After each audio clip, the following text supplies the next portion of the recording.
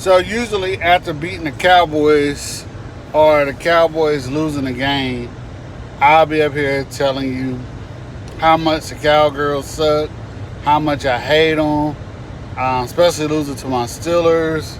We're 2-1 versus them in the Super Bowl. I'll be saying all sorts of things, but right now I don't think it's nothing to brag about. And I'll be honest with you, Steelers are 8-0, and they've had issues beating a 2-5 team. If you looked at some of my videos earlier, I told y'all the next 3 game stretch, you got to watch out for the Steelers losing one. Not because these teams are better than Pittsburgh, because Pittsburgh pays down to their competition. As we saw today, go back to the Denver game, Giants even we struggle with. We just don't blow teams out for some reason. We're capable of doing it. I don't know, we just get off the slow starts, we're trying to run the ball a lot, but for the most part, we don't play well when we're playing below average teams. We'll beat the teams that's on our level or below average, but or above us sometimes outside the Patriots with Brady, but a lot of times we struggle. I pointed out the Raiders a couple years ago. I think we went out to the San Diego, lost the game. I guess when we go past the Mississippi River, we have issues. I think Miami might have got us one year and knocked us out the playoffs. There's times that this has been done to us, that we did it to ourselves, I should say. Yeah, I'm proud that we made history.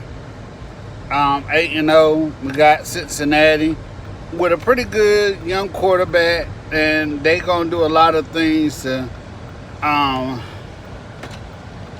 us that hasn't been done before. Like he's a very good thrower of the ball, and he's gonna challenge Nelson and our safeties and stuff like that. And that's probably gonna be another close game. One thing I learned about betting, I learned this last year, and I didn't take the Pittsburgh or Kansas City to cover. I should have took them not to cover. And I think we saw it with Tampa Bay and the Giants too. Look out for when you have big double-digit games, especially pros. College, you might be able to get away with it. But the pros, no, you can't get away with that. Because these guys getting paid a lot of money. And I can't tell you how many blowouts there have been. But for the most part, I'm just saying, you got to be careful of those big double-digit leads. So,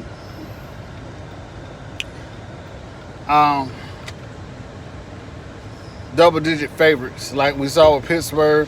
At one point, there was 14, even 15 and a half over Cowboys. And I was like, man, I should have followed my own thought process. Even Carolina and Kansas City.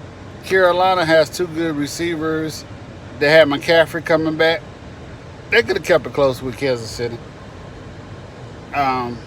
like they did today. So I should have went with those 2 games. But the game that got me today was Buffalo and Seattle. And the reason why I picked Seattle to win by -3 to cover the 3 points. But I should have went the other way because Seattle was traveling across country. You got to look out for matchups like that. So, and it was an early morning game. And you saw Buffalo jumped out to a big lead that Kansas City, that Seattle couldn't catch up with.